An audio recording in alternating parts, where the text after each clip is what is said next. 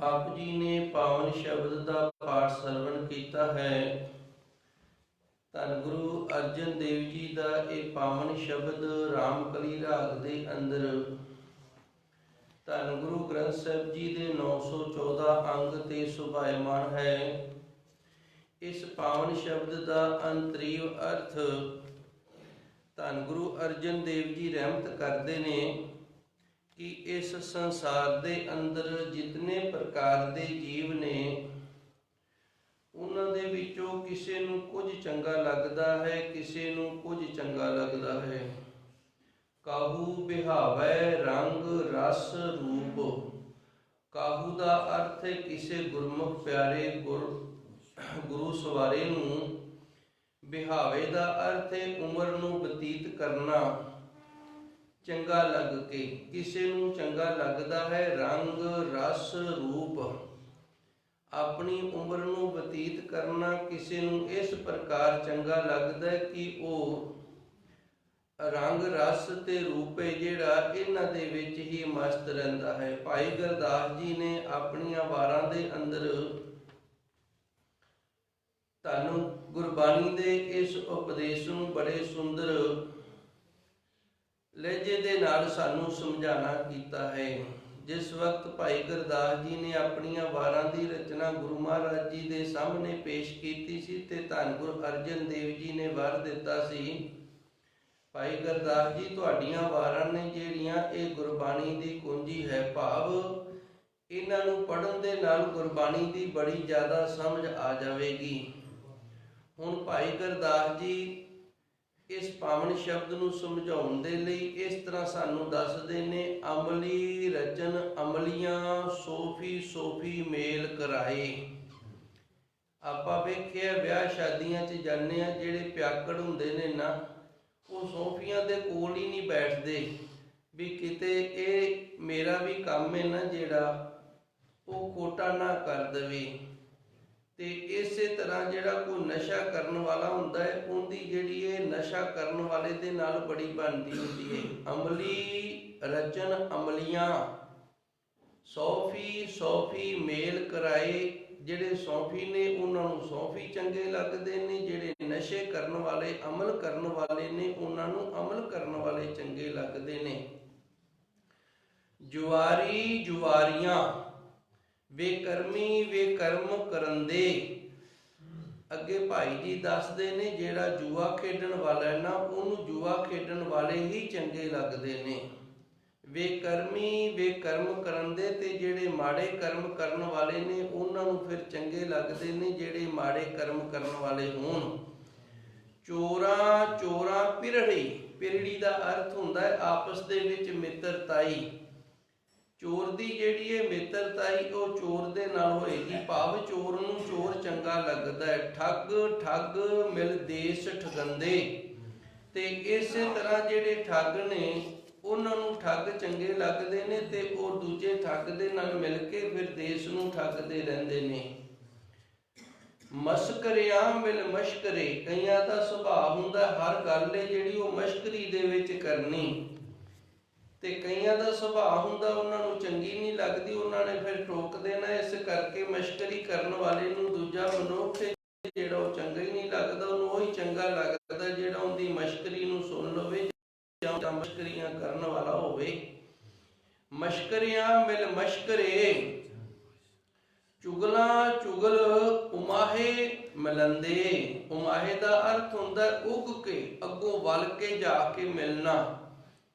ਜਿਹੜਾ ਚੁਗਲੀ ਕਰਨ ਵਾਲਾ ਹੈ ਫਿਰ ਉਹ ਚੁਗਲੀ ਕਰਨ ਵਾਲੇ ਨੂੰ ਅੱਗੋਂ ਦੀ ਜਾ ਕੇ ਬੜਾ ਉਮਾਹ ਦੇ ਨਾਲ ਉਦਮ ਦੇ ਨਾਲ ਅੱਗੋਂ ਜਾ ਕੇ ਮਿਲਦਾ ਹੈ। ਕਿਉਂਕਿ ਜਿਹੜਾ ਚੁਗਲੀ ਕਰਦਾ ਨਾ ਉਹ ਹੀ ਚੁਗਲੀ ਸੁਣਦਾ, ਜਿਹਨੇ ਚੁਗਲੀ ਕਰਨੀ ਨਹੀਂ ਉਹ ਫਿਰ ਚੁਗਲੀ ਸੁਣਦਾ ਹੀ ਨਹੀਂ। ਤਾਂ ਕਰਕੇ ਚੁਗਲੀ ਕਰਨ ਵਾਲੇ ਨੂੰ ਚੁਗਲੀ ਕਰਨ ਵਾਲੇ ਹੀ ਚੰਗੇ ਲੱਗਦੇ ਨੇ। ਮਨ ਤਾਰੂ ਮਨ ਤਾਰੂਆਂ। ਤਾਰੂ ਤਾਰੂ ਤਾਰ ਤਰੰਦੇ। ਤੇ ਜਿਨ੍ਹਾਂ ਨੇ ਇਹ ਧਾਰ ਰੱਖਿਆ ਵੀ ਅਸੀਂ ਇਸ ਸੰਸਾਰ ਦੇ ਵਿੱਚੋਂ ਆਪਣੇ ਮਨ ਨੂੰ ਤਾਰ ਕੇ ਜਾਣਾ ਹੈ, ਤੇ ਉਹਨਾਂ ਨੂੰ ਆਪਣਾ ਮਨ ਤਾਰਨ ਵਾਲੇ ਚੰਗੇ ਲੱਗਦੇ ਨੇ। ਭਾਵ ਨਾਮ ਜਪਣ ਵਾਲੇ, ਬੰਦਗੀ ਕਰਨ ਵਾਲੇ, ਸੇਵਾ ਸਿਮਰਨ ਕਰਨ ਵਾਲੇ ਉਹਨਾਂ ਨੂੰ ਚੰਗੇ ਲੱਗਦੇ ਨੇ। ਜਿਨ੍ਹਾਂ ਨੇ ਇਹ ਧਾਰਨ ਕੀਤਾ ਕਿ ਅਸੀਂ ਆਪਣਾ ਭਲਾ ਕਰਕੇ ਜਾਣਾ। ਤਾਰੂ ਤਾਰੂ ਤਾਰ ਤਰੰਦੇ, ਤੇ ਜਿਹੜੇ ਆਪ ਤਰੇ ਹੋਏ ਨੇ ਨਾ, ਉਹਨਾਂ ਨੂੰ ਤਰੇ ਹੋਏ ਜਿਹੜੇ ਨੇ ਉਹ ਚੰਗੇ ਲੱਗਦੇ ਨੇ, ਵੀ ਇਹਨੇ ਵੀ ਭਜਨ ਬੰਦਗੀ ਕੀਤੀ, ਇਹ ਵੀ ਸੰਸਾਰ ਤੋਂ ਤਰ ਗਿਆ, ਉਹਨਾਂ ਨੂੰ ਉਹ ਪਿਆਰੇ ਲੱਗਦੇ ਨੇ। ਦੁਖੀਆਂ ਦੁਖੀਆਂ ਮਿਲ ਮਿਲ ਆਪਣੇ ਦੁੱਖ ਰਵੰਦੇ, ਤੇ ਜਿਹੜਾ ਭਾਈ ਦੁਖੀ ਹੋਵੇ ਉਹ ਫਿਰ ਦੁਖੀ ਨੂੰ ਮਿਲਦਾ ਹੈ, ਕਿਉਂਕਿ ਸੁਖੀ ਦੇ ਕੋਲ ਜੇ ਆਪਾਂ ਆਪਣਾ ਦੁੱਖ ਫੋਲਾਂਗੇ ਨਾ, ਤੇ ਉਹ ਆਪਣਾ ਦੁੱਖ ਜਿਹੜਾ ਇਸ ਤਰ੍ਹਾਂ ਨਹੀਂ ਸੁਣੇਗਾ ਜਿਵੇਂ ਦੁੱਖ ਵਾਲਾ ਹੀ ਸੁਣਦਾ। ਜਿਹਨੂੰ ਦੁੱਖ ਹੋਵੇ ਉਹ ਦੁੱਖ ਵਾਲੇ ਦੇ ਕੋਲ ਜਾ ਕੇ ਆਪਣਾ ਦੁੱਖ ਜਿਹੜਾ ਉਹ ਸੁਣਾਉਂਦਾ ਹੈ। ਇਸ ਤਰ੍ਹਾਂ ਦੁਖੀਆਂ ਨੂੰ ਦੁਖੀ ਹੀ ਚੰਗੇ ਲੱਗਦੇ ਨੇ। ਸਾਧ ਸੰਗਤ ਗੁਰ ਮਿਲ ਵਸੰਦੇ, ਜਿਹੜੇ ਗੁਰਸਿੱਖ ਨੇ ਉਹ ਗੁਰੂ ਦੀ ਸੰਗਤ ਕਰਦੇ ਨੇ, ਸਾਧ ਸੰਗਤ ਦੇ ਵਿੱਚ ਮਿਲ ਕਰਕੇ ਤੇ ਵਾਸਾ ਕਰਦੇ ਨੇ।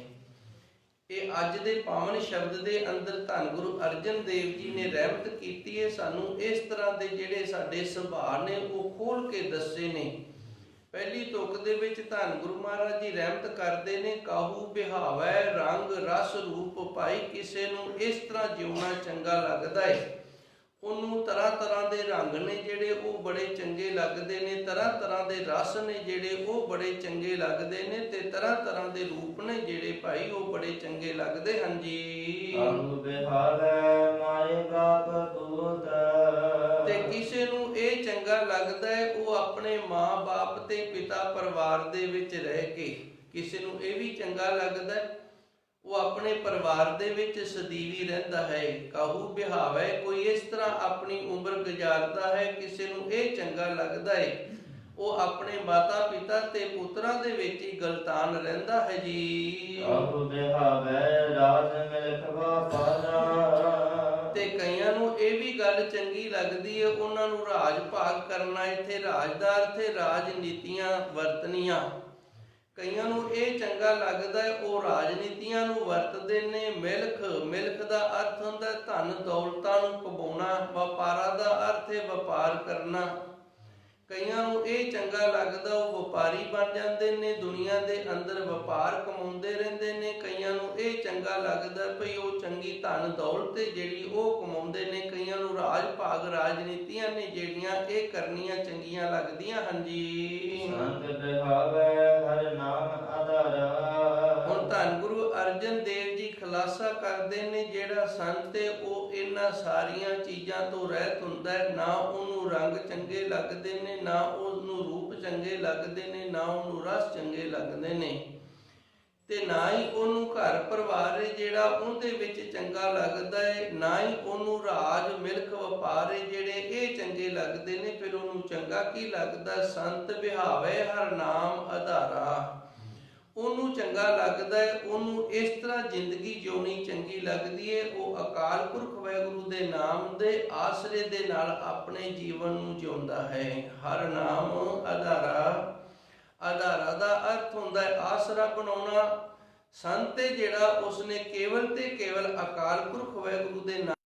ਧੰਨ ਗੁਰੂ ਮਹਾਰਾਜ ਜੀ ਰਾਓ ਵਾਲੀਆਂ ਤੁਕਾਂ ਕਿ ਇਹ ਰਚਨਾ ਜਿਹੜੀ ਉਸ ਸੱਚੇ ਦੀ ਹੈ। ਰਚਨਾ ਸਾਚ ਬਣੀ, ਇਹ ਸੱਚ ਤੋਂ ਸਾਰੀ ਰਚਨਾ ਬਣੀ ਹੈ। ਜਿਤਨੇ ਪ੍ਰਕਾਰ ਦੇ ਸਾਡੇ ਸੁਭਾਅ ਨੇ, ਜਿਤਨੇ ਪ੍ਰਕਾਰ ਦੇ ਅਸੀਂ ਪ੍ਰਾਣੀ ਇਸ ਦੁਨੀਆ ਦੇ ਅੰਦਰ ਰਹਿੰਦੇ ਹਾਂ, ਸਾਰਿਆਂ ਦੀ ਰਚਨਾ ਕਰਨ ਵਾਲਾ ਆਪ ਅਕਾਲ ਪੁਰਖ ਵਾਹਿਗੁਰੂ ਸੱਚਾ ਹੈ ਜੀ। ਸਰਬ ਕਾ ਏਕ ਧਨੀ, ਤੇ ਸਾਰਿਆਂ ਦਾ ਮਾਲਕ ਵੀ ਇੱਕੋ ਹੈ। ਇਹ ਨਹੀਂ ਵੀ ਜੂਆ ਖੇਡਣ ਵਾਲੇ ਦਾ ਮਾਲਕ ਕੋਈ ਹੋਰ ਹੈ ਤੇ ਸੰਤ ਜਿਹੜਾ ਨਾਮ ਜਪਣ ਵਾਲਾ ਉਹਦਾ ਮਾਲਕ ਕੋਈ ਹੋਰ ਹੈ, ਚੋਰ ਦਾ ਮਾਲਕ ਕੋਈ ਹੋਰ ਹੈ ਤੇ ਸਾਧ ਦਾ ਮਾਲਕ ਕੋਈ ਹੋਰ ਹੈ। ਸਾਰਿਆਂ ਦਾ ਮਾਲਕ ਇੱਕ ਅਕਾਲ ਪੁਰਖ ਵਾਹਿਗੁਰੂ ਹੈ। ਪਰਮਾਤਮਾ ਵਾਹਿਗੁਰੂ ਜਿਹੜਾ ਹੈ ਉਹੀ ਸਾਰਿਆਂ ਦਾ ਮਾਲਕ ਹੈ ਤੇ ਉਹ ਆਪ ਹੀ ਕਿਰਪਾ ਕਰਦਾ ਹੈ। ਇਸ ਤਰ੍ਹਾਂ ਉਹਨੇ ਆਪਣੀ ਸ੍ਰਿਸ਼ਟੀ ਦੀ ਰਚਨਾ ਬਣਾਈ ਹੈ। ਜਿਵੇਂ ਵੇਖੋ ਕੋਈ ਕਿਤੇ ਨਾਟਕ ਕਰਨਾ ਹੋਵੇ, ਡਰਾਮਾ ਕਰਨਾ ਹੋਵੇ, ਜਾਂ ਆਪਾਂ ਅੱਜ ਕੱਲ੍ਹ ਪਿਕਚਰਾਂ ਵੇਖਦੇ ਹਾਂ, ਟੈਲੀਵਿਜ਼ਨਾਂ ਤੇ ਚਲਚਿੱਤਰ ਵੇਖਦੇ ਹਾਂ, ਤੇ ਉਹਦੇ ਵਿੱਚ ਸਾਰੇ ਪ੍ਰਕਾਰ ਦੇ ਹੁੰਦੇ ਨੇ। ਚੰਗੇ ਵੀ ਵਿੱਚ ਬਣਾ ਦਿੰਦੇ ਨੇ ਉਹ ਪਿਕਚਰ ਦੇ ਵਿੱਚ, ਮਾੜੇ ਵੀ ਬਣਾ ਦਿੰਦੇ ਨੇ ਤੇ ਕੁਝ ਹਸਾਉਣ ਵਾਲੇ ਵੀ ਬਣਾ ਦਿੰਦੇ ਨੇ। ਮਸ਼ਕਰੀਏ ਵੀ ਵਿੱਚ ਹੁੰਦੇ ਨੇ ਜਿਹੜੇ ਦੂਜਿਆਂ ਨੂੰ ਹਸਾਉਂਦੇ ਨੇ, ਤੇ ਅਸੀਂ ਇਹਨੂੰ ਵੇਖ ਕੇ ਤੇ ਬੜੇ ਖੁਸ਼ ਹੁੰਨੇ ਆ। ਰਚਨਾ ਸਾਚ ਬਣੀ, ਉਸੇ ਤਰ੍ਹਾਂ ਉਸ ਅਕਾਲ ਪੁਰਖ ਵਾਹਿਗੁਰੂ ਨੇ ਇਹ ਸੰਸਾਰੇ ਜਿਹੜਾ ਇਹਦੀ ਰਚਨਾ ਸੱਚ ਦੇ ਨਾਲ ਬਣਾਈਏ, ਸੱਚੇ ਨੇ ਬਣਾਈਏ। ਸਭ ਕਾ ਏਕ ਧਨੀ, ਤੇ ਸਾਰਿਆਂ ਦੀ ਰਚਨਾ ਬਣਾ ਕੇ ਸਾਰਿਆਂ ਦਾ ਆਪ ਹੀ ਮਾਲਕ ਬਣਿਆ ਹੋਇਆ ਹੈ ਜੀ।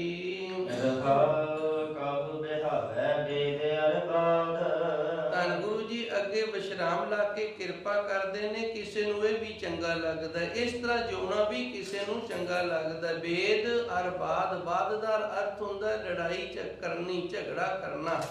ਕਾਹੂ ਵਿਹਾਵੈ ਵੇਦ, ਵੇਦ ਨੇ ਚਾਰ, ਅਥਰਬਣ, ਜੁਜਰ, ਸਾਮ ਤੇ ਰਿਗ ਵੇਦ, ਇਹ ਚਾਰ ਵੇਦ ਨੇ। ਕਿਸੇ ਨੂੰ ਇਹ ਚੰਗਾ ਲੱਗਦਾ ਹੈ, ਇਸ ਤਰ੍ਹਾਂ ਜ਼ਿੰਦਗੀ ਜਿਉਣੀ ਚੰਗੀ ਲੱਗਦੀ ਹੈ। ਉਹ ਵੇਦਾਂ ਸ਼ਾਸਤਰਾਂ ਦਾ ਪਾਠ ਕਰਦਾ ਰਹਿੰਦਾ ਹੈ, ਉਹਨਾਂ ਦਾ ਗਿਆਨ ਹਾਸਲ ਕਰਦਾ ਹੈ। ਅਰ ਬਾਦ, ਤੇ ਫਿਰ ਗਿਆਨ ਹਾਸਲ ਕਰਕੇ ਨਾ ਉਹ ਆਪਣੇ ਅੰਦਰ ਪ੍ਰਭੂ ਪਰਮਾਤਮਾ ਨੂੰ ਉਸ ਗਿਆਨ ਦੇ ਨਾਲ ਲੱਭਣ ਦਾ ਯਤਨ ਨਹੀਂ ਕਰਦਾ, ਸਮਾਂ ਸੰਸਾਰ ਦੇ ਵਿੱਚ ਬਾਦ ਖੜਾ ਕਰਦਾ, ਭਾਵ ਦੂਜਿਆਂ ਦੇ ਨਾਲ ਫਿਰ ਸਿਰ ਅੜਾਉਂਦਾ ਰਹਿੰਦਾ ਹੈ। ਬਾਦ ਦਾ ਅਰਥ ਹੁੰਦਾ ਲੜਨਾ। ਉਹ ਆਪਣੇ ਗਿਆਨ ਨੂੰ ਦੂਜਿਆਂ ਦੇ ਨਾਲ ਲੜਨ ਦੇ ਲਈ ਵਰਤੋਂ ਦੇ ਵਿੱਚ ਲਿਆਉਂਦਾ ਹੈ ਜੀ। ਤੇ ਕਈਆਂ ਨੂੰ ਇਸ ਤਰ੍ਹਾਂ ਹੀ ਚੰਗਾ ਲੱਗਦਾ ਕਿ ਉਹ ਆਪਣੀ ਜ਼ੁਬਾਨ ਦੇ ਸਵਾਦ ਦੇ ਨਾਲ ਹੀ ਸਾਰੀ ਉਮਰ ਜਿਹੜੀ ਉਹ ਗਵਾ ਲੈਂਦੇ ਨੇ। ਕਈਆਂ ਨੂੰ ਇਹ ਵੀ ਚੰਗਾ ਲੱਗਦਾ ਭਾਈ, ਉਹ ਖਾਣ ਪੀਣ ਦੇ ਜਿਹੜੇ ਸਵਾਦ ਨੇ ਨਾ, ਜ਼ੁਬਾਨ ਦੇ ਜਿਹੜੇ ਸਵਾਦ ਨੇ, ਇਸ ਤਰ੍ਹਾਂ ਆਪਣੀ ਉਮਰ ਜਿਹੜੀ ਉਹ ਗੁਜ਼ਾਰ ਦਿੰਦੇ ਹਨ। ਤੇ ਕਈਆਂ ਨੂੰ ਇਹ ਵੀ ਚੰਗਾ ਲੱਗਦਾ, ਉਹ ਇਸ ਦੁਨੀਆ ਦੇ ਅੰਦਰ ਆਣ ਕੇ ਕਈ ਵਿਆਹ ਕਰਵਾ ਲੈਂਦੇ ਹਨ। ਧੰਨ ਗੁਰੂ ਮਹਾਰਾਜ ਜੀ ਰਹਿਮਤ ਕਰਦੇ ਨੇ, ਜਿਹੜਾ ਸੰਤ ਹੈ ਨਾ, ਉਹਨੂੰ ਉੱਪਰ ਵਾਲੀਆਂ ਜਿਹੜੀਆਂ ਗੱਲਾਂ ਨੇ ਉਹ ਨਹੀਂ ਚੰਗੀਆਂ ਲੱਗਦੀਆਂ। ਫਿਰ ਸੰਤ ਨੂੰ ਕੀ ਚੰਗਾ ਲੱਗਦਾ? ਕੇਵਲ ਨਾਮ ਮੁਰਾਰੀ, ਕੇਵਲ ਤੇ ਕੇਵਲ ਉਸ ਅਕਾਲ ਪੁਰਖ ਵਾਹਿਗੁਰੂ ਦਾ ਨਾਮ ਜਪਣਾ, ਸਿਮਰਨ ਕਰਨਾ, ਇਹੀ ਚੰਗਾ ਲੱਗਦਾ ਹੈ ਜੀ। ਇਹ ਸੰਸਾਰ ਹੈ, ਇਹਦੇ ਅੰਦਰ ਹਰ ਪ੍ਰਕਾਰ ਦਾ ਪ੍ਰਾਣੀ ਹੈ, ਤੇ ਉਹਨੂੰ ਬਣਾਉਣ ਵਾਲਾ ਆਪ ਅਕਾਲ ਪੁਰਖ ਵਾਹਿਗੁਰੂ ਹੈ। ਸੱਚੇ ਸਤਿਗੁਰ ਕਿਰਪਾ ਕਰਦੇ ਨੇ। ਤੀਸਰੀ ਪੌੜੀ ਦੇ ਵਿੱਚ ਕਿਸੇ ਨੂੰ ਭਾਈ ਇਹ ਚੰਗਾ ਲੱਗਦਾ ਹੈ, ਖੇਲਤ ਜੂਆ, ਉਹਨੂੰ ਜੂਆ ਖੇਡਣਾ ਹੀ ਚੰਗਾ ਲੱਗਦਾ ਹੈ। ਵੇਖੋ ਕਿੱਡੀ ਮਾੜੀ ਆਦਤ ਹੈ, ਕਿੰਨੀ ਬੁਰਿਆਈ ਵਾਲੀ ਆਦਤ ਹੈ। ਇੱਕ ਤਾਂ ਮਨੁੱਖ ਆਪਣੀ ਜ਼ਿੰਦਗੀ ਦਾ ਜਿਹੜਾ ਸਮਾਂ ਹੈ ਨਾ, ਉਹ ਵਿਅਰਥ ਦੇ ਵਿੱਚ ਗਵਾ ਲੈਂਦਾ ਹੈ, ਤੇ ਦੂਸਰਾ ਆਪਣੀ ਜਿਹੜੀ ਕਮਾਈ ਹੈ ਉਹ ਵੀ ਵਿਅਰਥ ਦੇ ਵਿੱਚ ਗਵਾ ਲੈਂਦਾ ਹੈ। ਇਹ ਇਤਨੀ ਬਲਾਮਤ ਹੈ। ਪਾਂਡੋ ਸਨ ਜਿਹੜੇ, ਉਹਨਾਂ ਨੇ ਕੈਰਵਾਂ ਦੇ ਨਾਲ ਜੂਆ ਖੇਡਿਆ ਸੀ। ਜੂਆ ਖੇਡ ਕੇ ਉਹਨਾਂ ਨੇ ਸਾਰਾ ਕੁਝ ਹਾਰ ਲਿਆ ਸੀ, ਇੱਥੋਂ ਤੱਕ ਕਿ ਆਪਣੀ ਇੱਜ਼ਤ ਪਾਤੇ ਜਿਹੜੀ ਉਹ ਵੀ ਹਾਰ ਗਏ ਸਨ। ਦ੍ਰੋਪਦੀ ਵੀ ਉਹਨਾਂ ਨੇ ਦਾਅ ਤੇ ਲਾ ਦਿੱਤੀ ਸੀ। ਸਭ ਤੋਂ ਬੁਰੀ ਚੀਜ਼ ਹੈ ਜਿਹੜੀ ਇਹ ਸੰਸਾਰ ਦੇ ਅੰਦਰ ਜੂਏ ਦੀ ਲੱਤ ਹੈ। ਕਹੂ ਵਿਹਾਵੇ ਖੇਲਤ ਜੂਆ। ਗੁਰੂ ਮਹਾਰਾਜ ਜੀ ਰਹਿਮਤ ਕਰਦੇ ਨੇ, ਕਿਸੇ ਨੂੰ ਇਸ ਤਰ੍ਹਾਂ ਜ਼ਿੰਦਗੀ ਜਿਉਣੀ ਚੰਗੀ ਲੱਗਦੀ ਹੈ ਭਾਈ, ਉਹ ਜੂਆ ਹੀ ਖੇਡਦਾ ਰਹਿੰਦਾ ਹੈ ਜੀ। ਤੇ ਕਿਸੇ ਨੂੰ ਇਹ ਵੀ ਚੰਗਾ ਲੱਗਦਾ ਵੀ ਉਹ ਨਸ਼ੇ ਪੱਤੇ ਜਿਹੜੇ ਉਹ ਕਰਦਾ ਰਹਿੰਦਾ। ਅਮਲੀ ਕਹਿੰਦੇ ਨੇ ਅਮਲ ਕਰਨ ਵਾਲੇ ਨੂੰ, ਨਸ਼ਾ ਕਰਨ ਵਾਲੇ ਨੂੰ। ਹੁਆ ਦਾ ਅਰਥ ਉਹ ਨਸ਼ੇੜੀ ਹੋ ਜਾਂਦੇ ਨੇ। ਕਹੂ ਵਿਹਾਵੇ ਅਮਲੀ ਹੁਆ, ਕਿਸੇ ਨੂੰ ਇਹ ਚੰਗਾ ਲੱਗਦਾ ਹੈ ਭਈ ਉਹ ਅਮਲੀ ਬਣ ਜਾਂਦਾ ਹੈ। ਮੈਂ ਮਾਫੀ ਮੰਗ ਲਵਾਂ, ਜੋ ਧੰਨ ਗੁਰਬਾਣੀ ਆਖਦੀ ਹੈ, ਦਾਸ ਕੇਵਲ ਤੇ ਕੇਵਲ ਉਹਦੀ ਵਿਆਖਿਆ ਕਰਦਾ ਹੈ। ਹੁਣ ਸਾਡਾ ਜੀਵਨ ਹੈ ਜਿਹੜਾ, ਸਾਡੀ ਜ਼ਿੰਦਗੀ ਹੈ ਜਿਹੜੀ, ਇਹ ਧੰਨ ਗੁਰਬਾਣੀ ਨੇ ਸਾਨੂੰ ਦੱਸੀਆਂ ਨੇ ਸਾਡੀਆਂ ਆਦਤਾਂ। ਜਿਵੇਂ ਇੱਕ ਬੱਚਾ ਹੈ, ਤੇ ਬੱਚੇ ਨੂੰ ਜਦੋਂ ਮਾਤਾ ਪਿਤਾ ਕੁਝ ਸਮਝਾਉਂਦੇ ਨੇ ਨਾ, ਫਿਰ ਉਹਦਾ ਗੁਨਾਹ ਉਹਦੇ ਅੱਗੇ ਰੱਖਦੇ ਨੇ। ਵੇਖ ਪੁੱਤਰ, ਆ ਮਾੜੀ ਆਦਤੀ ਤੇ ਇਹ ਤੂੰ ਕਰਦਾ ਹੈ। ਹੁਣ ਜੇ ਬੱਚਾ ਆਖੇ ਵੀ ਮੇਰਾ ਜਿਹੜਾ ਗੁਨਾਹ ਹੈ ਮੇਰੇ ਪਿਤਾ ਨੇ ਮੈਨੂੰ ਦੱਸ ਦਿੱਤਾ, ਤੇ ਫਿਰ ਇਹਦੇ ਵਿੱਚ ਪਿਤਾ ਦਾ ਤਾਂ ਕੋਈ ਕਸੂਰ ਨਹੀਂ। ਉਸੇ ਤਰ੍ਹਾਂ ਧੰਨ ਗੁਰੂ ਗ੍ਰੰਥ ਸਾਹਿਬ ਜੀ ਸਾਡੇ ਪਿਤਾ ਨੇ, ਇਹ ਸਾਡੀਆਂ ਆਦਤਾਂ, ਸਾਡੀਆਂ ਬੁਰਾਈਆਂ ਦੱਸ ਰਹੇ ਨੇ। ਕਾਹੂ ਵਿਹਾਵੇ ਖੇਲਤ ਜੂਆ, ਕਿਸੇ ਨੂੰ ਇਹ ਚੰਗਾ ਲੱਗਦਾ ਹੈ, ਇਸ ਤਰ੍ਹਾਂ ਜ਼ਿੰਦਗੀ ਜਿਉਣੀ ਚੰਗੀ ਲੱਗਦੀ ਹੈ ਕਿ ਉਹ ਜੂਆ ਖੇਡ ਲੈਂਦਾ ਹੈ। ਕਾਹੂ ਵਿਹਾਵੇ ਅਮਲੀ ਹੁਆ, ਤੇ ਕਿਸੇ ਨੂੰ ਭਾਈ ਇਸ ਤਰ੍ਹਾਂ ਜ਼ਿੰਦਗੀ ਜਿਉਣੀ ਚੰਗੀ ਲੱਗਦੀ ਹੈ, ਉਹ ਜੂਆ ਆਦਤ ਖੇਡ ਲੈਂਦੇ। ਵਾਹਿਗੁਰੂ ਜੀ, ਉਹ ਅਮਲੀ ਹੋ ਜਾਂਦੇ ਨੇ, ਨਸ਼ੇੜੀ ਹੋ ਜਾਂਦੇ ਹਨ ਜੀ। ਚੁਰਾਏ ਦਾ ਅਰਥ ਹੁੰਦਾ ਚੋਰੀ ਕਰਨਾ। ਕਿਸੇ ਨੂੰ ਇਹ ਹੀ ਚੰਗਾ ਲੱਗਦਾ ਕਿ ਉਹ ਦੂਜਿਆਂ ਦਾ ਧਨ ਹੈ ਜਿਹੜਾ ਉਹਨੂੰ ਹੀ ਚੋਰੀ ਕਰਦਾ ਰਹਿੰਦਾ ਹੈ ਜੀ। ਹਰ ਜਨ ਬਿਹਾਵੈ ਨਾਮ ਧਿਆਏ। ਧੰਨ ਗੁਰੂ ਜੀ ਰਹਿਮਤ ਕਰਦੇ ਨੇ, ਜਿਹੜਾ ਹਰੀ ਦਾ ਜਨ ਇੰਨਾ ਗੁਰ ਸਿੱਖ ਏ ਬਿਹਾਵੇ, ਉਹ ਆਪਣੀ ਜ਼ਿੰਦਗੀ ਨੂੰ ਇਸ ਤਰ੍ਹਾਂ ਬਤੀਤ ਕਰਦਾ, ਨਾਮ ਤੇ ਉਸ ਅਕਾਲ ਪੁਰਖ ਵਾਹਿਗੁਰੂ ਦਾ ਨਾਮ ਜਪ ਕੇ ਸਿਮਰਨ ਕਰਕੇ। ਗੁਰਮੁਖ ਪਿਆਰਿਓ, ਸਮਾਂ ਬੜਾ ਜੋਗ ਹੈ, ਬਸੰਤ ਰੁੱਤ ਚੱਲ ਰਹੀ ਏ, ਅਜੇ ਕੋਈ ਖਾਸ ਗਰਮੀ ਵੀ ਨਹੀਂ ਹੋਈ ਤੇ ਠੰਡ ਜਿਹੜੀ ਉਹ ਅਲਵਿਦਾ ਕਹਿ ਗਈ ਏ। ਅੰਮ੍ਰਿਤ ਵੇਲੇ ਉੱਠੀਏ, ਚੌਂਕੜਾ ਮਾਰੀਏ, ਸੱਚੇ ਸਤਿਗੁਰ ਦੇ ਨਾਮ ਦਾ ਅਭਿਆਸ ਕਰੀਏ, ਨਾਮ ਦੇ ਅਭਿਆਸੀ ਹੋਈਏ। ਗੁਰੂ ਕਿਰਪਾ ਕਰੇ, ਰਹਿਮਤ ਕਰੇ, ਆਪਣੇ ਨਾਮ ਦੇ ਨਾਲ ਸਾਨੂੰ ਜੋੜਨਾ ਕਰੇ। ਅਸੀਂ ਗੁਰੂ ਦੇ ਦਰ ਤੋਂ ਇਹੀ ਦਾਤ ਆਣ ਕੇ ਮੰਗਣਾ ਕਰੀਏ। ਨਾਮ ਉਹ ਵੱਡੀ ਦਾਤ ਹੈ ਜਿੰਦੇ ਤੋਂ ਸਾਰੀਆਂ ਦਾਤਾਂ ਨੇ ਜਿਹੜੀਆਂ ਉਹ ਪ੍ਰਾਪਤ ਹੋ ਜਾਂਦੀਆਂ ਨੇ। ਦਾਸ ਦੱਸਦਾ ਹੁੰਦਾ ਜਿਵੇਂ ਹਾਥੀ ਦੀ ਪੈੜ ਦੇ ਵਿੱਚ ਬਾਕੀ ਸਾਰੇ ਜਾਨਵਰ ਤੇ ਪੰਛੀ ਉਹਨਾਂ ਦੀਆਂ ਪੈੜਾਂ ਨੇ ਜਿਹੜੀਆਂ ਉਹ ਆ ਜਾਂਦੀਆਂ ਨੇ। ਕਹਿਣ ਤੋਂ ਭਾਵ ਹਾਥੀ ਦੀ ਪੈੜ ਹੈ ਜਿਹੜੀ ਸਾਰਿਆਂ ਤੋਂ ਵੱਡੀ ਏ ਤੇ ਬਾਕੀ ਜਿਹੜੀਆਂ ਪੈੜਾਂ ਨੇ ਉਹਦੇ ਵਿੱਚ ਆ ਜਾਂਦੀਆਂ ਨੇ, ਸਾਰੀਆਂ ਹੀ ਛੋਟੀਆਂ ਹੁੰਦੀਆਂ ਨੇ। ਇਸੇ ਤਰ੍ਹਾਂ ਨਾਮ ਦੀ ਦਾਤ ਸਭ ਤੋਂ ਵੱਡੀ ਏ ਤੇ ਨਾਮ ਦੀ ਦਾਤ ਪ੍ਰਾਪਤ ਕੀਤਿਆਂ ਸਾਰੀਆਂ ਦਾਤਾਂ ਨੇ ਜਿਹੜੀਆਂ ਉਹ ਗੁਰਸਿੱਖ ਨੂੰ ਪ੍ਰਾਪਤ ਹੋ ਜਾਂਦੀਆਂ ਨੇ। ਹਰ ਜਨ ਬਿਹਾਵੇ ਨਾਮ ਧਿਆਏ, ਤੇ ਜਿਹੜਾ ਗੁਰੂ ਦਾ ਸਿੱਖ ਹੈ ਉਹਨੂੰ ਇਸ ਤਰ੍ਹਾਂ ਆਪਣੀ ਜ਼ਿੰਦਗੀ ਜਿਉਣੀ ਚੰਗੀ ਲੱਗਦੀ ਏ ਭਾਈ, ਉਹ ਨਾਮ ਨੂੰ ਜਪਦਾ ਰਹਿੰਦਾ ਹੈ ਜੀ। ਸਾਧਨਾ ਵਾਲੇ ਪਾਸੇ ਲੱਗ ਜਾਂਦੇ ਨੇ, ਤਪ ਵਾਲੇ ਪਾਸੇ ਲੱਗ ਜਾਂਦੇ ਨੇ, ਜਾਂ ਪੂਜਾ ਕਰਦੇ ਰਹਿੰਦੇ ਨੇ। ਯੋਗ ਸਾਧਨਾ ਦੇ 84 ਆਸਨ ਨੇ। ਇਹਨਾਂ 84 ਆਸਨਾਂ ਦੇ ਨਾਲ ਕੁਝ ਇੱਕ ਸਿੱਧੀਆਂ ਵੀ ਪ੍ਰਾਪਤ ਹੋ ਜਾਂਦੀਆਂ ਨੇ ਤੇ ਉਮਰ ਵੀ ਇਹਨਾਂ ਸਾਧਨਾ ਦੇ ਨਾਲ ਲੰਮੀ ਹੋ ਜਾਂਦੀ ਏ।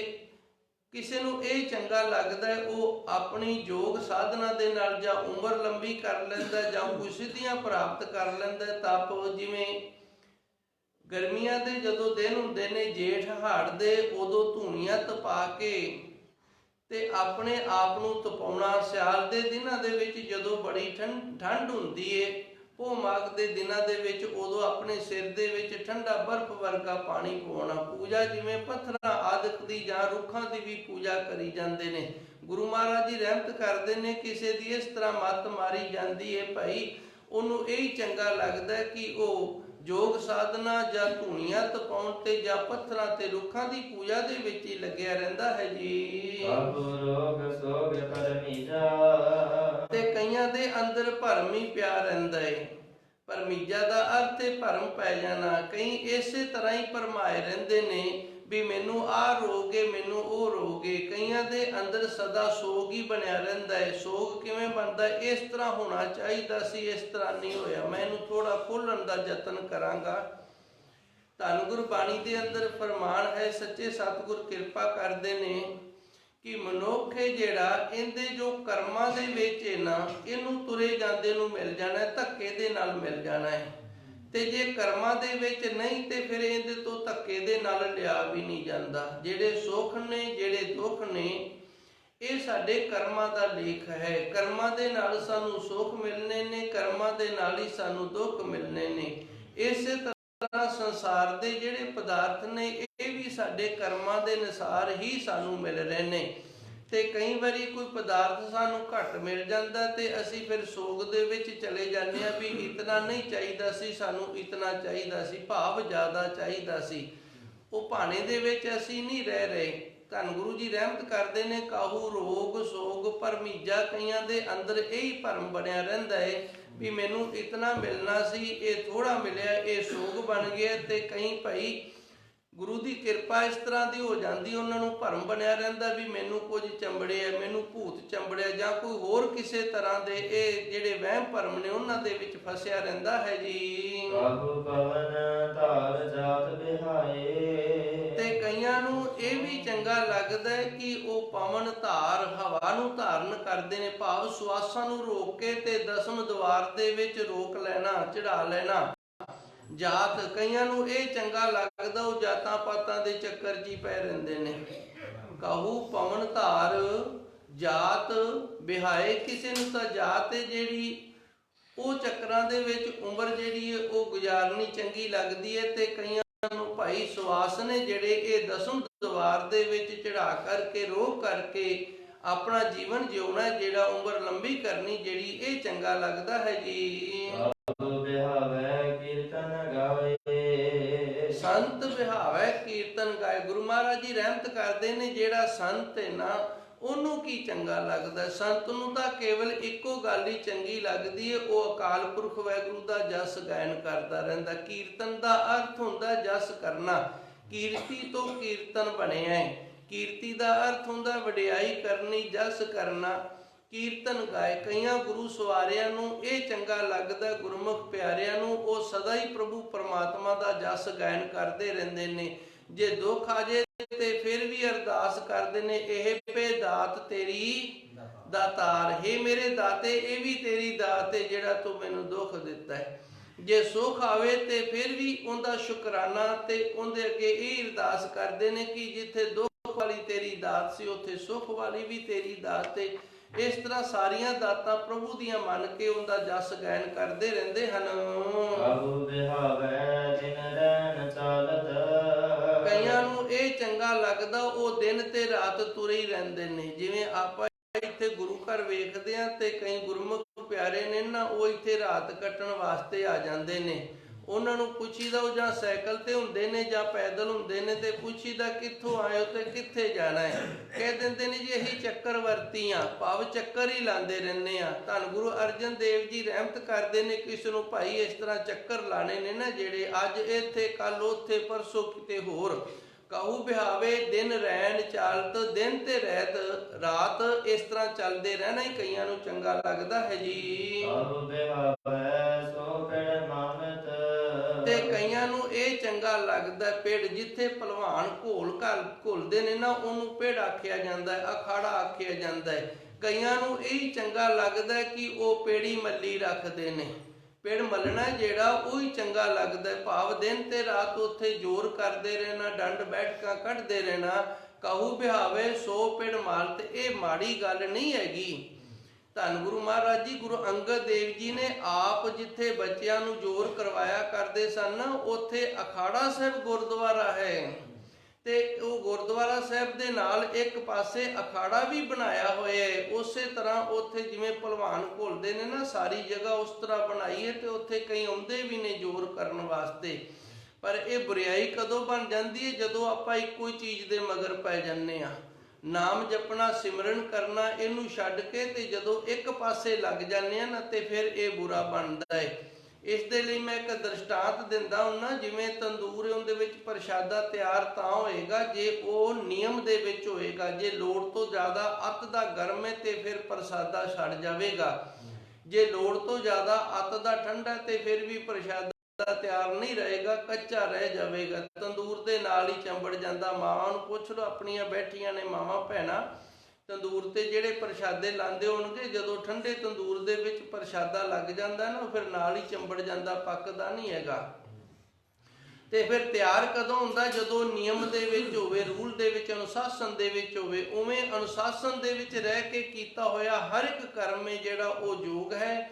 ਬਿਨਾਂ ਅਨੁਸ਼ਾਸਨ ਤੋਂ, ਬਿਨਾਂ ਨਿਯਮ ਤੋਂ ਜੋ ਕੁਝ ਵੀ ਕਰਨਾ ਹੈ ਨਾ, ਉਹ ਫਿਰ ਅੱਤ ਦਾ ਬਣ ਜਾਂਦਾ ਹੈ। ਤੇ ਗੁਰੂ ਮਹਾਰਾਜ ਜੀ ਜਿਹੜੇ ਨੇ ਇਹ ਸਾਨੂੰ ਨਿਯਮਬੰਧ ਰੱਖਦੇ ਨੇ, ਨਿਯਮ ਦੇ ਵਿੱਚ ਸਾਨੂੰ ਜਿਉਣ ਦੀ ਜਾਚ ਦੱਸ ਰਹੇ ਨੇ। ਕਹੂ ਬਿਹਾਵੇ ਸੋ ਪਿੜ ਮਾਲਤ, ਭਾਈ ਕਈਆਂ ਨੂੰ ਇਸ ਤਰ੍ਹਾਂ ਹੀ ਚੰਗਾ ਲੱਗਦਾ ਹੈ ਜੀ। ਤੇ ਕਈਆਂ ਨੂੰ ਇਹ ਚੰਗਾ ਲੱਗਦਾ, ਉਹਨਾਂ ਨੂੰ ਬੱਚੇ ਪੜ੍ਹਾਣੇ ਬੜੇ ਚੰਗੇ ਲੱਗਦੇ ਨੇ, ਉਹ ਬੱਚਿਆਂ ਨੂੰ ਪੜ੍ਹਾ ਕੇ ਬੜੇ ਖੁਸ਼ ਹੁੰਦੇ ਹਨ। ਤੇ ਜਿਹੜਾ ਸੰਤ ਹੈ ਉਹਨੂੰ ਇਹ ਗੱਲ ਚੰਗੀ ਲੱਗਦੀ ਹੈ, ਉਹ ਹਰੀ ਅਕਾਲ ਪੁਰਖ ਵਾਹਿਗੁਰੂ ਦਾ ਜਸ ਗਾਇਨ ਕਰਦੇ ਰਹਿੰਦੇ ਹਨ ਜੀ। ਕਈਆਂ ਨੂੰ ਇਹ ਗੱਲ ਚੰਗੀ ਲੱਗਦੀ ਹੈ, ਉਹ ਨਟ, ਨਾਟਕ, ਨਿਰਤੇ। ਨਿਰਤੇ ਦਾ ਅਰਥ ਹੁੰਦਾ ਨੱਚਣਾ, ਤੇ ਨਾਟਕ ਦਾ ਅਰਥ ਹੁੰਦਾ ਨਾਟਕ ਕਰਨਾ, ਤੇ ਨਟ ਦਾ ਅਰਥ ਹੁੰਦਾ ਨਾਟਕ ਕਰਨ ਵਾਲਾ, ਬਾਜੀਆਂ ਪਾਉਣ ਵਾਲਾ। ਕਈਆਂ ਨੂੰ ਇਹ ਗੱਲ ਚੰਗੀ ਲੱਗਦੀ ਹੈ, ਉਹ ਬਾਜੀਆਂ ਪਾਉਂਦਾ ਹੈ, ਨਾਟਕ ਕਰਦਾ ਹੈ, ਤੇ ਜਾਂ ਨਿਰਤੇ ਨੱਚਦਾ ਰਹਿੰਦਾ ਹੈ ਜੀ। ਤੇ ਕਈਆਂ ਨੂੰ ਇਹ ਵੀ ਗੱਲ ਚੰਗੀ ਲੱਗਦੀ, ਉਹ ਬਿਨਾਂ ਖਾਮਖਾ ਦੂਜਿਆਂ ਨੂੰ ਦੁਖੀ ਕਰਦੇ ਰਹਿੰਦੇ ਨੇ। ਜੀਏ ਹੈ ਫਿਰਤੇ। ਕਈਆਂ ਨੂੰ ਇਹ ਵੀ ਚੰਗਾ ਲੱਗਦਾ ਹੈ। ਉਹ ਦੂਜਿਆਂ ਦਾ ਜੀਏ ਨਾ ਜਿਹੜਾ, ਉਹਨੂੰ ਤਪਾਉਂਦੇ ਰਹਿੰਦੇ ਨੇ। ਹਿਰਤੇ ਦਾ ਅਰਥ ਖੋਹਣਾ ਹੁੰਦਾ ਹੈ, ਭਾਵ ਦੂਜੇ ਦੀ ਜ਼ਿੰਦਗੀ ਹੈ ਜਿਹੜੀ, ਉਹਨੂੰ ਟੌਰਚ ਕਰਦੇ ਰਹਿਣਾ ਬਿਨਾਂ ਮਤਲਬ ਤੋਂ। ਕਈਆਂ ਨੂੰ ਇਹ ਵੀ ਚੰਗਾ ਲੱਗਦਾ ਹੈ ਜੀ। ਤੇ ਕਈਆਂ ਨੂੰ ਇਸ ਤਰ੍ਹਾਂ ਜ਼ਿੰਦਗੀ ਜਿਉਣੀ ਚੰਗੀ ਲੱਗਦੀ ਏ, ਰਾਜ ਮਹਿ ਡਰਤੇ। ਉਹ ਜਿਹੜੇ ਵੀ ਰਾਜ ਦੇ ਵਿੱਚ ਰਹਿੰਦੇ ਨੇ ਨਾ, ਉੱਥੇ ਡਰਦੇ ਰਹਿੰਦੇ ਨੇ। ਕਹੂ ਬਿਹਾਵੇ, ਕਈਆਂ ਦੀ ਉਮਰ ਇਸ ਤਰ੍ਹਾਂ ਗੁਜ਼ਰ ਜਾਂਦੀ ਏ ਕਿ ਉਹ ਜਿਹੜੇ ਰਾਜ ਭਾਗ ਦੇ ਵਿੱਚ ਰਹਿੰਦੇ ਨੇ, ਉੱਥੇ ਰਹਿ ਕੇ ਉਹ ਆਜ਼ਾਦ ਤੇ ਖੁਸ਼ ਨਹੀਂ ਰਹਿੰਦੇ। ਉੱਥੇ ਉਹ ਜਦੋਂ ਰਹਿੰਦੇ ਨੇ ਤੇ ਉਹ ਡਰਦੇ ਰਹਿੰਦੇ ਨੇ। ਜਿਵੇਂ ਆਪਾਂ ਵੇਖਦੇ, ਇੱਥੋਂ ਕਈ ਬੱਚੇ ਚਲੇ ਜਾਂਦੇ ਨੇ ਦੇਸ਼ ਵਿਦੇਸ਼ ਦੇ ਵਿੱਚ, ਤੇ ਫਿਰ ਉਹ ਗਲਤ ਤਰੀਕੇ ਦੇ ਨਾਲ ਗਏ ਹੁੰਦੇ ਨੇ ਤੇ ਉੱਥੋਂ ਦੀ ਪੁਲਿਸ ਤੋਂ ਡਰਦੇ ਰਹਿੰਦੇ ਨੇ। ਜਿਤਨਾ ਸਮਾਂ ਉਹ ਉੱਥੇ ਪੱਕੇ ਨਹੀਂ ਹੁੰਦੇ ਜਾਂ ਉਹਨਾਂ ਦਾ ਕੋਈ ਮੂੰਹ ਸਿਰ ਨਹੀਂ ਬਣਦਾ, ਉਦੋਂ ਤੱਕ ਭਾਈ ਉਹ ਡਰਦੇ ਹੀ ਰਹਿੰਦੇ ਹਨ ਜੀ। ਤੇ ਸੰਤ ਲੋਕ ਜਿਹੜੇ ਹੁੰਦੇ ਨੇ, ਉਹਨਾਂ ਨੂੰ ਜ਼ਿੰਦਗੀ ਇਸ ਤਰ੍ਹਾਂ ਜਿਉਣੀ ਚੰਗੀ ਲੱਗਦੀ। ਉਹ ਹਰੀ ਅਕਾਲ ਪੁਰਖ ਵਾਹਿਗੁਰੂ ਦਾ ਜਸ ਕਰਦੇ ਰਹਿੰਦੇ ਹਨ। ਕਈਆਂ ਨੂੰ ਇਸ ਤਰ੍ਹਾਂ ਚੰਗਾ ਲੱਗਦਾ, ਉਹ ਦੂਜਿਆਂ ਨੂੰ ਸਲਾਹਾਂ ਦਿੰਦੇ ਰਹਿੰਦੇ ਨੇ। ਮਤਾ ਮਸੂਰਤ ਦਾ ਅਰਥ ਹੁੰਦਾ ਮਤੇ ਪਾਸ ਕਰਦੇ ਰਹਿਣਾ। ਮਸੂਰਤ ਦਾ ਅਰਥ ਹੁੰਦਾ ਸਲਾਹ ਮਸ਼ਵਰੇ ਦਿੰਦੇ ਰਹਿਣਾ। ਕਈਆਂ ਦਾ ਇਸ ਤਰ੍ਹਾਂ ਦਾ ਸੁਭਾਅ ਹੁੰਦਾ, ਉਹਨਾਂ ਤੋਂ ਜੇ ਆਪਾਂ ਨਾ ਵੀ ਪੁੱਛੀਏ ਨਾ, ਉਹ ਬਿਨਾਂ ਪੁੱਛੀ ਆਪਾਂ ਨੂੰ ਸਲਾਹ ਦੇਣਗੇ, ਮਸ਼ਵਰਾ ਦੇਣਗੇ। ਤੂੰ ਇਸ ਤਰ੍ਹਾਂ ਕਰ ਲੈਣਾ, ਆਹ ਕਰ ਲੈਣਾ, ਆਹ ਮਾੜਾ ਜਿਹਾ ਕਿਸੇ ਨੂੰ ਦੱਸ ਦਿਓ ਵੀ ਮੈਨੂੰ ਆਹ ਰੋਗ ਏ, ਤੇ ਉਹ ਫਿਰ 20 ਡਾਕਟਰਾਂ ਦੇ ਨਾਂ ਗਿਣਾ ਦੇਵੇਗਾ। ਜਿਵੇਂ ਆਪਾਂ ਜਾਣਦੇ ਹੀ ਨਹੀਂ ਹੁੰਦੇ, ਗੁੱਸਾ ਨਾ ਕਰਿਓ। ਜਿਵੇਂ ਨਾ ਜਿਹੜਾ ਬਿਮਾਰ ਹੈ ਉਹਨੂੰ ਤਾਂ ਪਤਾ ਹੀ ਨਹੀਂ, ਉਹ 20 ਕੁ ਡਾਕਟਰਾਂ ਦੇ 20 ਕੁ ਦਵਾਈਆਂ ਦੇ ਨਾਂ ਗਿਣਾ ਦੇਵੇਗਾ। ਤੂੰ ਇਸ ਤਰ੍ਹਾਂ ਕਰ ਲਾ, ਤੂੰ ਆਹ ਕਰ ਲਾ। ਇਹ ਵੀ ਕਈਆਂ ਨੂੰ ਚੰਗਾ ਲੱਗਦਾ। ਕਹੂ ਬਿਹਾਵੇ ਮਤਾ ਮਸੂਰਤ, ਕਿਉਂਕਿ ਉਹਨੇ ਕਿਹੜਾ ਦਵਾਈ ਲਿਆ ਕੇ ਦੇਣੀ ਹੁੰਦੀ ਹੈ ਜਾਂ ਡਾਕਟਰ ਦਾ ਖਰਚਾ ਉਹਨੇ ਕੋਲ, ਉਹਨੇ ਤੇ ਸਲਾਹ ਦੇਣੀ ਹੈ। ਉਹ ਆਪਣੀ ਸਲਾਹ ਦੇ ਕੇ ਤੁਰਦਾ ਬਣਦਾ ਹੈ ਜੀ। ਤੇ ਕਈਆਂ ਦੀ ਜ਼ਿੰਦਗੀ ਇਸ ਤਰ੍ਹਾਂ ਗੁਜ਼ਰ ਜਾਂਦੀ, ਉਹ ਦੂਜਿਆਂ ਦੀ ਸੇਵਾ ਕਰਦੇ ਕਰਦੇ ਆਪਣੀਆਂ ਜ਼ਰੂਰਤਾਂ ਪੂਰੀਆਂ ਕਰਦੇ ਨੇ। ਜ਼ਰੂਰਤ ਦਾ ਅਰਥ ਹੁੰਦਾ ਸਾਡੀ ਲੋੜ, ਸੇਵਾ ਜ਼ਰੂਰਤ। ਕਹੂ ਬਿਹਾਵੇ ਸੇਵਾ ਜ਼ਰੂਰਤ, ਇਹਦੇ ਦੋ ਅਰਥ ਨੇ ਤੇ ਦੋਵੇਂ ਆਪਾਂ ਸਮਝ ਲੈਣੇ ਨੇ। ਕਹੂ ਬਿਹਾਵੇ ਸੇਵਾ ਜ਼ਰੂਰਤ, ਇਹ ਮੁੱਖ ਅਰਥ ਹੈ। ਕਈਆਂ ਨੂੰ ਇਸ ਤਰ੍ਹਾਂ ਚੰਗਾ ਲੱਗਦਾ, ਉਹ ਕਿਸੇ ਦੀ ਸੇਵਾ ਕਰਕੇ ਤੇ ਆਪਣੀਆਂ ਜ਼ਰੂਰਤਾਂ ਪੂਰੀਆਂ ਕਰਦੇ ਨੇ। ਕਹੂ ਬਿਹਾਵੇ ਸੇਵਾ ਜ਼ਰੂਰਤ, ਤੇ ਕਈ ਆਪਣੀਆਂ ਜ਼ਰੂਰਤਾਂ ਨੂੰ ਪੂਰੀਆਂ ਕਰਨ ਦੇ ਲਈ ਨਾ ਦੂਜਿਆਂ ਤੋਂ ਸੇਵਾ ਕਰਵਾਉਂਦੇ ਰਹਿੰਦੇ ਨੇ। ਦੋਵੇਂ ਅਰਥ ਸਮਝ ਲੈਣੇ ਹਨ ਜੀ। ਤੇ ਕਈ ਨਾ ਇਸ ਤਰ੍ਹਾਂ ਆਪਣੇ ਆਪ ਨੂੰ ਜਿਉਣਾ ਚੰਗਾ ਸਮਝਦੇ ਨੇ। ਸਾਰੀ ਉਮਰ ਨਾ ਸੋਧ ਦੇ ਵਿੱਚ ਹੀ ਗੁਜ਼ਾਰ ਦਿੰਦੇ ਨੇ, ਸੋਧਦੇ ਹੀ ਰਹਿੰਦੇ ਨੇ। ਸਰੀਰ ਨੂੰ ਸੋਧੀ ਜਾਣਾ, ਬਰਤਨਾਂ ਨੂੰ ਸੋਧੀ ਜਾਣਾ। ਕਹੂ ਬਿਹਾਵੇ ਸੋਧਤ ਜੀਵਤ, ਇਸ ਤਰ੍ਹਾਂ ਜਿਹੜਾ ਜਿਉਣਾ ਹੈ ਨਾ, ਕਈਆਂ ਨੂੰ ਇਹ ਚੰਗਾ ਲੱਗਦਾ ਹੈ, ਸੋਧ ਸੋਧ ਕੇ। ਕਹੂ ਬਿਹਾਵੇ ਸੋਧਤ ਜੀਵਤ, ਜੀਵਤ ਦਾ ਅਰਥ ਹੈ ਜਿਉਣਾ, ਜਿਉਂਦੇ ਰਹਿਣਾ। ਤੇ ਬਿਹਾਵੇ ਦਾ ਅਰਥ ਹੈ ਜਿਉਣਾ ਤੇ ਚੰਗੇ ਲੱਗਣਾ। ਸੋਧ ਦਾ ਅਰਥ ਦਾ ਸੋਧ ਰੱਖਣੀ। ਕਈਆਂ ਨੂੰ ਸੋਧ ਰੱਖ ਕੇ ਜਿਉਣਾ ਜਿਹੜਾ, ਇਹ ਜ਼ਿੰਦਗੀ ਚੰਗੀ ਲੱਗਦੀ ਹੈ ਜੀ। ਪਰ ਜਿਹੜੇ ਸੰਤ ਨੇ, ਉਹਨਾਂ ਨੂੰ ਇੱਕੋ ਤੇ ਇੱਕ ਗੱਲ ਚੰਗੀ ਲੱਗਦੀ ਏ, ਉਹ ਹਰੀ ਅਕਾਲ ਪੁਰਖ ਵਾਹਿਗੁਰੂ ਦਾ ਨਾਮ ਜਪਦੇ ਨੇ, ਉਸ ਦੇ ਨਾਮ ਰਸ ਦੇ ਵਿੱਚ ਮਸਤ ਰਹਿੰਦੇ ਨੇ। ਉਹ ਹਰੀ ਦੇ ਨਾਮ ਰਸ ਨੂੰ ਪੀ ਕੇ ਹੀ ਆਪਣੀ ਜ਼ਿੰਦਗੀ ਨੂੰ ਜਿਉਂਦੇ ਹਨ ਜੀ। ਇਹ ਆਖਰੀ ਪੌੜੀ ਏ, 8ਵੀਂ ਪੌੜੀ ਏ। ਅਸ਼ਟਪਦੀਆਂ ਨੇ ਧੰਨ ਗੁਰੂ ਅਰਜਨ ਦੇਵ ਜੀ ਦੀਆਂ, ਤੇ ਅਸ਼ਟਪਦੀਆਂ ਦੀ ਗਿਣਤੀ ਏ ਇੱਥੇ ਪੰਜ ਅਸ਼ਟਪਦੀਆਂ ਨੇ। 3 ਅਸ਼ਟਪਦੀਆਂ ਇਸ ਅੱਜ ਵਾਲੀ ਅਸ਼ਟਪਦੀ ਦੇ ਨਾਲ ਸੰਪੂਰਨ ਹੋ ਜਾਣਗੀਆਂ, 2 ਬਕਾਇਦਾ ਰਹਿ ਜਾਣਗੀਆਂ। ਤੀਸਰੀ ਅਸ਼ਟਪਦੀ ਦੀਆਂ ਆਖਰੀ ਤੁਕਾਂ ਦੇ ਅੰਦਰ ਧੰਨ ਗੁਰੂ ਜੀ ਦੱਸਦੇ ਨੇ, ਜਿਤ ਕੋ ਲਾਇਆ ਤਿਤ ਹੀ ਲਗਾਣਾ। ਭਾਈ ਇਹਦੇ ਵਿੱਚ ਕਿਸੇ ਦਾ ਇਤਨਾ ਜ਼ਿਆਦਾ ਯੋਗ ਨਹੀਂ ਹੈ, ਕਿਸੇ ਦੀ ਇਤਨੀ ਜ਼ਿਆਦਾ ਰੌਲ ਨਹੀਂ ਬਣਦੀ। ਉਹ ਅਕਾਲ ਪੁਰਖ ਵਾਹਿਗੁਰੂ ਨੇ ਆਪ ਹੀ ਸਾਨੂੰ ਇੱਧਰ ਲਾਇਆ ਹੋਇਆ। ਜਿੱਧਰ ਹੀ ਉਹਨੇ ਜਿਵੇਂ ਕਿਸੇ ਨੂੰ ਲਾ ਦਿੱਤਾ ਤੇ ਉਵੇਂ ਕੋਈ ਲੱਗਿਆ। ਕਿਉਂਕਿ ਸੰਸਾਰ ਵੀ ਤਾਂ ਇੱਕ ਡਰਾਮਾ ਹੀ ਹੈ ਨਾ, ਤੇ ਡਰਾਮੇ ਦੇ ਵਿੱਚ ਫਿਰ ਸਾਰੇ ਪ੍ਰਕਾਰ ਦੇ ਜਿਹੜੇ ਰੋਲ ਨੇ ਉਹ ਹੋਣੇ ਚਾਹੀਦੇ ਨੇ, ਫਿਰ ਹੀ ਡਰਾਮਾ ਬਣਦਾ। ਜੇ ਸਾਰੇ ਚੰਗੇ ਹੋਣ ਤੇ ਫਿਰ ਕਹਾਣੀ ਅੱਗੇ ਕਿਵੇਂ ਚੱਲੇਗੀ? ਕਹਾਣੀ ਤਾਂ ਹੀ ਤੁਰੇਗੀ ਨਾ ਜੇ ਇੱਕ ਚੰਗਾ ਹੋਵੇ ਤੇ ਇੱਕ ਮਾੜਾ ਹੋਵੇ, ਉਹ ਦੋਵੇਂ ਆਪਸ ਵਿੱਚ ਵਿਗੜ ਜਾਣ ਤੇ ਤੀਸਰਾ ਬੰਦਾ ਜਿਹੜਾ ਫੈਸਲਾ ਕਰਨ ਵਾਲਾ ਫਿਰ ਉਹ ਵੀ ਆਵੇਗਾ। ਫਿਰ ਫੈਸਲਾ ਕਰਦਿਆਂ ਕਈ ਵਾਰੀ ਅਸੀਂ ਬੋਰ ਹੋ ਜਾਂਦੇ ਹਾਂ, ਫਿਰ ਸਾਨੂੰ ਹਸਾਉਣ ਵਾਲਾ ਵੀ ਕੋਈ ਨਾ ਕੋਈ ਚਾਹੀਦਾ ਹੈ। ਜਿਤ ਕੋ ਲਾਇਆ ਤਿਤ ਹੀ ਲਗਾਨਾ, ਅਸੀਂ ਉਧਰ ਹੀ ਲੱਗੇ ਹੋਏ। ਇਹ ਮੇਰੇ ਵਾਹਿਗੁਰੂ ਜਿੱਧਰ ਜਿੱਧਰ ਤੂੰ ਸਾਨੂੰ ਲਾਇਆ ਹੋਇਆ ਹੈ ਜੀ, ਨਾ ਕੋ ਮੂੜ ਨਹੀਂ ਕੋ ਸਿਆਣਾ। ਤੇ ਜਦੋਂ ਅਸੀਂ ਪਰਮਾਤਮਾ ਦੇ ਲਾਏ ਹੋਏ ਸਾਰਿਆਂ ਨੂੰ ਵੇਖਦੇ ਹਾਂ ਤੇ ਫਿਰ ਦੱਸੋ ਇਹਨਾਂ ਚੋਂ ਮੂਰਖ ਕਿਹਨੂੰ ਆਖੀਏ? ਵੈਸੇ ਮੂੜ ਦਾ ਅਰਥ ਹੁੰਦਾ ਨਾ ਮੁੜਨ ਵਾਲਾ। ਅਸੀਂ ਕਿਹਨੂੰ ਆਖੀਏ ਵੀ ਇਹ ਮਾੜੀਆਂ ਗੱਲਾਂ ਤੋਂ ਨਹੀਂ ਮੁੜਦਾ ਜਾਂ ਇਹ ਇਧਰੋਂ ਨਹੀਂ ਮੁੜਦਾ? ਨਾ ਕੋ ਮੂੜ ਨਹੀਂ ਕੋ ਸਿਆਣਾ। ਤੇ ਕਿਹਨੂੰ ਫਿਰ ਅਸੀਂ ਸਿਆਣਾ ਆਖੀਏ ਵੀ ਇਹ ਸਿਆਣਾ ਹੈ? ਕਿਉਂਕਿ ਸਾਰੇ ਉਸ ਪਰਮਾਤਮਾ ਦੇ ਬਣਾਏ ਹੋਏ ਨੇ ਤੇ ਆਪ ਹੀ ਪਰਮਾਤਮਾ ਨੇ ਸਾਨੂੰ ਸਾਰਿਆਂ ਨੂੰ ਇਸ ਤਰ੍ਹਾਂ ਵੰਡ ਕੇ ਕਿੱਤਿਆਂ ਦੇ ਵਿੱਚ, ਸੁਭਾਵਾਂ ਦੇ ਵਿੱਚ ਲਾਇਆ ਹੋਇਆ ਹੈ। ਇਸ ਲਈ ਨਾ ਕੋਈ ਮੂੜ ਹੈ ਤੇ ਨਾ ਹੀ ਕੋਈ ਸਿਆਣਾ ਹੈ ਜੀ। ਕਰ ਕਰ ਪਾਜ ਸਦੇਵੈ ਨਾਉ। ਹੁਣ ਸਭ ਤੋਂ ਵੱਡੀ ਗੱਲ ਹੈ ਜਿੰਦੇ ਤੇ ਅਕਾਲ ਪੁਰਖ ਵਾਹਿਗੁਰੂ ਦੀ ਵੱਡੀ ਕਿਰਪਾ ਹੁੰਦੀ ਹੈ ਨਾ, ਤੇ ਉਹਨੂੰ ਫਿਰ ਨਾਮ ਵਾਲੇ ਪਾਸੇ ਲਾ ਲੈਂਦਾ, ਉਹਨੂੰ ਦੂਜੇ ਪਾਸੇ ਨਹੀਂ ਲਾਂਦਾ। ਕਰ ਕਿਰਪਾ ਜਿਸ ਦੇਵੇ ਨਾਓ। ਬਾਕੀ ਜਿਹੜੀਆਂ ਦਾਤਾਂ ਨੇ ਨਾ ਹੈਨ ਵਾਹਿਗੁਰੂ ਦੀਆਂ, ਪਰ ਸ੍ਰੇਸ਼ਟ ਦਾਤ ਹੈ ਜਿਹੜੀ ਉਹ ਨਾਮ ਵਾਲੀ ਦਾਤ ਹੈ, ਜਿੰਦੇ ਤੇ ਕਿਰਪਾ ਕਰਕੇ ਆਪਣੇ ਨਾਮ ਦੇ ਨਾਲ ਜੋੜ ਲੈਂਦਾ ਹੈ ਜੀ। ਨਾਨਕ ਤਾਕ ਬਲ ਬਲ ਜਾਓ। ਧੰਨ ਗੁਰੂ ਮਹਾਰਾਜ ਜੀ ਰਹਿਮਤ ਕਰਦੇ ਨੇ, ਜਿਹਨੂੰ ਕਿਰਪਾ ਕਰਕੇ ਆਪਣੇ ਨਾਮ ਵਾਲੇ ਪਾਸੇ ਜੋੜ ਲੈਂਦਾ ਹੈ ਨਾ, ਅਸੀਂ ਉਸ ਗੁਰਮੁਖ ਪਿਆਰੇ ਤੋਂ ਵਾਰਨੇ ਬਲਿਹਾਰਨੇ ਜਾਂਦੇ ਆ ਵੀ ਤੂੰ ਧੰਨ ਨੇ, ਤੈਨੂੰ ਪਰਮਾਤਮਾ ਨੇ ਨਾਮ ਜਪਣ ਵਾਲੇ ਪਾਸੇ ਲਾ ਦਿੱਤਾ, ਹੋਰ ਪਾਸੇ ਨਹੀਂ ਲਾਇਆ। ਨਾ ਚੋਰੀ ਵਾਲੇ ਪਾਸੇ ਲਾਇਆ, ਨਾ ਜੂਆ ਖੇਡਣ ਵਾਲੇ ਪਾਸੇ ਲਾਇਆ, ਨਾ ਅਮਲੀ ਹੋਣ ਵਾਲੇ ਪਾਸੇ ਲਾਇਆ, ਤੇ ਨਾ ਹੀ ਭਾਈ ਤੈਨੂੰ ਯੋਗ ਸਾਧਨਾ ਵਾਲੇ ਪਾਸੇ ਲਾਇਆ। ਤੈਨੂੰ ਪਰਮਾਤਮਾ ਨੇ ਨਾਮ ਜਪਣ ਵਾਲੇ ਪਾਸੇ ਲਾਇਆ ਤੇ ਤੂੰ ਧੰਨਤਾ ਦੇ ਯੋਗ ਹੈ। ਇਸ ਦੇ ਨਾਲ ਇਹ ਪਾਵਨ ਸ਼ਬਦ 8 ਪੌੜੀਆਂ ਦਾ ਅਸ਼ਟਪਦੀ ਸੰਪੰਨ ਹੋਈ। ਪਿਛਲੀ ਤੋਂ 2-3 ਇਹਨਾਂ ਨੂੰ ਮੈਂ ਇੱਕ ਵਾਰੀ ਥੋੜਾ ਜਿਹਾ ਫਿਰ ਆਪ ਜੀ ਦੀ ਸੇਵਾ ਵਿੱਚ ਹਾਜ਼ਰ ਕਰ ਦੇਵਾਂ। ਜਿਤ ਕੋ ਲਾਇਆ ਤਿਤ ਹੀ ਲਗਾਨਾ। ਗੁਰੂ ਮਹਾਰਾਜ ਜੀ ਰਹਿਮਤ ਕਰਦੇ ਨੇ, ਇੱਥੇ ਕੋਈ ਨਿੰਦਨੀਆ ਨਹੀਂ ਹੈਗਾ, ਨਿੰਦਿਆ ਕਰਨ ਦੇ ਯੋਗ ਹੀ ਨਹੀਂ ਕੋਈ।